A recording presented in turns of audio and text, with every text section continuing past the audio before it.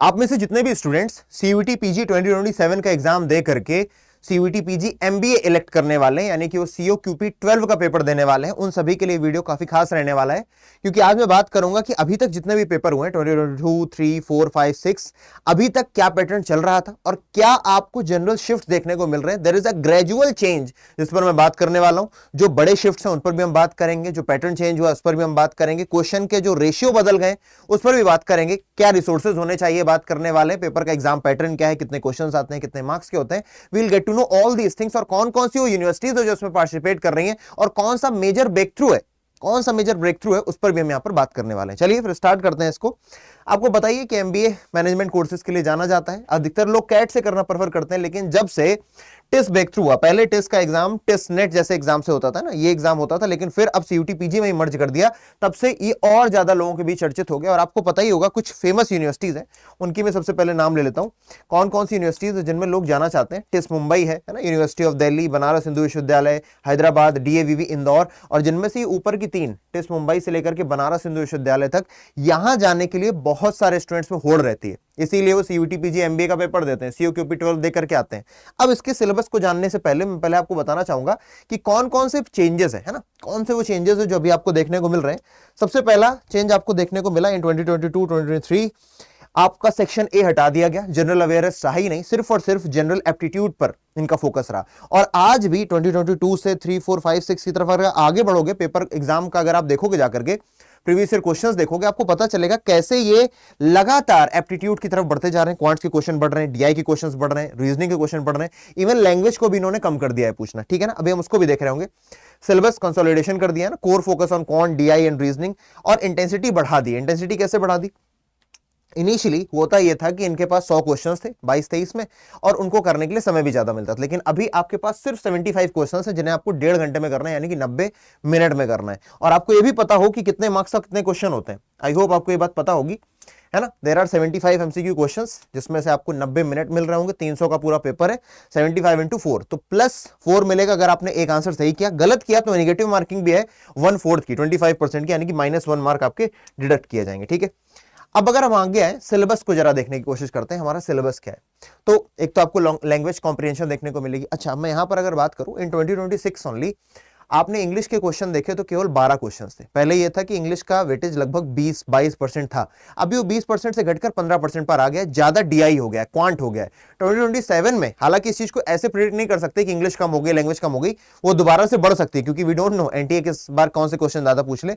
लेकिन हमें फोकस ज्यादा करना होगा रीजनिंग पर, क्वांट्स पर, लैंग्वेज पर तो हम दे ही रहे, उस पर देना ही देना है। अब डीआई पर भी फोकस ज्यादा देना होगा, जिसके लिए आपको स्ट्रेटेजिक तरीके से आगे बढ़ना होगा।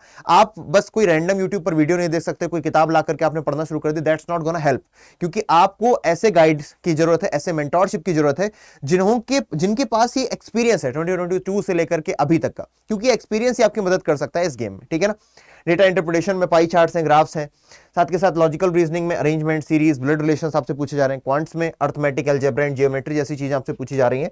साथ के साथ अब अगर मैं बात करूं कि क्या आपका सही तरीका होना चाहिए 2027 2028, है ना, यहां पर 27-28 लिखना था मुझे, ठीक है।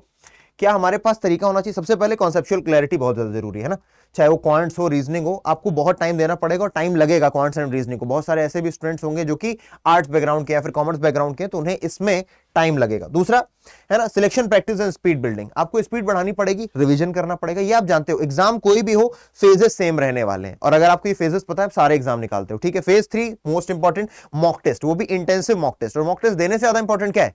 एनालिसिस करना। आप एनालिसिस करते हो तो जानते हो कहां पर मैंने गलती करी। और मॉक टेस्ट भी ऐसे हो जो पेपर के स्टैंडर्ड्स को मीट कर रहे हो, ऐसे नहीं कि कहीं से भी क्वेश्चन उठाए, कॉपी पेस्ट किया, 75 क्वेश्चन जैसे तैसे बना दिए, no, that's not gonna help.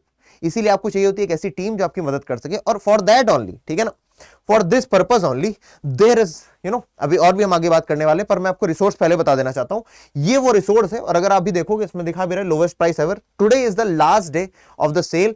ये जो सीयूटी पीजी 2027 जनरल एमबीए अभी आ रखा है महापैक, और अभी जो नया बैच आ रखा है प्रतिष्ठा 2.0 फाउंडेशन। तो या तो आप महापैक में एनरोल करिए, या तो आप प्रतिष्ठा 2.0 फाउंडेशन में, है ना। आपको प्रतिष्ठा में करना है, सफलता में नहीं। This is the new batch जो अभी स्टार्ट होगा, ठीक है। अब मान लीजिए आपने महापैक में किया, तो इसके बाद वाले बैचेस भी आपको मिल रहे होंगे। अब यहां पर डिस्काउंट आपको देखो 37% ऑलरेडी मिल रहा है, पर आपको मैं 41% दिलाता हूं, ठीक है ना। यहां पर आप कोड लगा दीजिए यहां पर आएगा इंटर कूपन कोड, और कूपन कोड की जगह ADI80। जैसे ही आप आदि 80 अप्लाई करेंगे, आप देखोगे यहां पर आपको 40% डिस्काउंट मिल गया है, और फोन से क्योंकि आप कर रहे हो तो 1% आपको बोनस कॉइंस भी मिलते हैं अगर आपने एप्लीकेशन डाउनलोड किया है।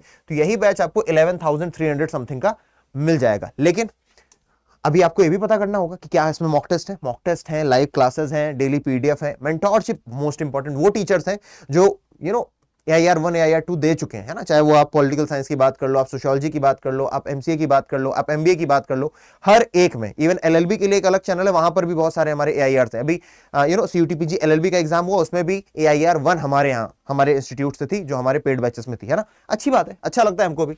अच्छा, कुछ बच्चे ऐसे होंगे जो कहेंगे हमें सिर्फ एक पर्टिकुलर बैच के साथ जाना है, तो आप इसके साथ भी जा सकते हो अगर फाइनेंशियल कंस्ट्रेंट है तो, है ना। नया बैच चाहिए अल्टीमेट प्रतिष्ठा 2.0 फाउंडेशन CUTPG अल्टीमेट वाला किधर, एक मिनट, 2.0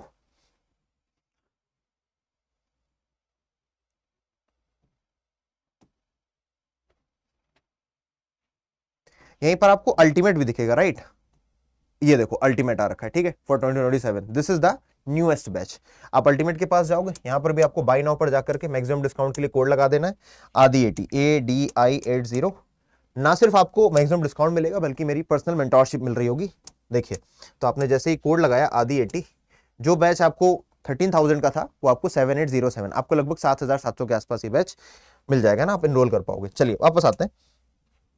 तो ये फेजेस रहने वाले, साथ के साथ ये चीज आपको ध्यान रखनी पड़ेगी, आपके पास क्वालिटी कंटेंट नहीं है तो कोई मतलब नहीं, हम कितना ही पढ़ा लें आपको, अपने बैच में एनरोल कर लिए पर आप कंसिस्टेंट नहीं हो, लाइव क्लासेस में नहीं आ रहे हो, फिर भी आपके लिए दिक्कत होगी। तो बैच वही लोग लें, वही लोग एनरोल करें जिनको वाकई में निकालना है, जिनको वाकई में टेस्ट DU या BHU में जाना है, राइट।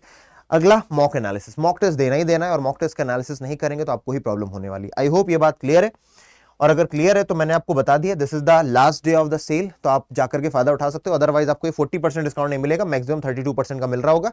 तो ये जो 7,000 का है वो आपको 8,000 के ऊपर मिल रहा होगा, 8200-8300 का, ठीक है ना। चलिए, बाकी अगर आपको कोई इशू आता है, कोई भी प्रॉब्लम, तो आप एक छोटा सा काम कर सकते हो। आपको मान लीजिए जानना है कि कैसे बैच लेना है, तो यहाँ पर गूगल फॉर्म अटैच है ना, डिस्क्रिप्शन में आपको एक गूगल फॉर्म दिया गया है, आप उस गूगल फॉर्म को भर दीजिए, आपकी हेल्प हो जाएगी। साथ के साथ अगर आप गूगल फॉर्म नहीं, आप सीधे मुझसे बात करना चाहते हैं, तो this is my Instagram ID आदित्य_भैया BHAIYAA, ठीक है ना। आप डायरेक्टली मुझे मैसेज कर सकते हो, या फिर मेरी ईमेल ID aditya.tiwari@247.com, उस पर भी आप मुझे मैसेज कर सकते हो, मैं आपको हैंडल कर लूंगा, आपसे बात कर लूंगा, ठीक है। मिलते हैं नेक्स्ट सेशन में, टेक केयर गाइज, जय हिंद।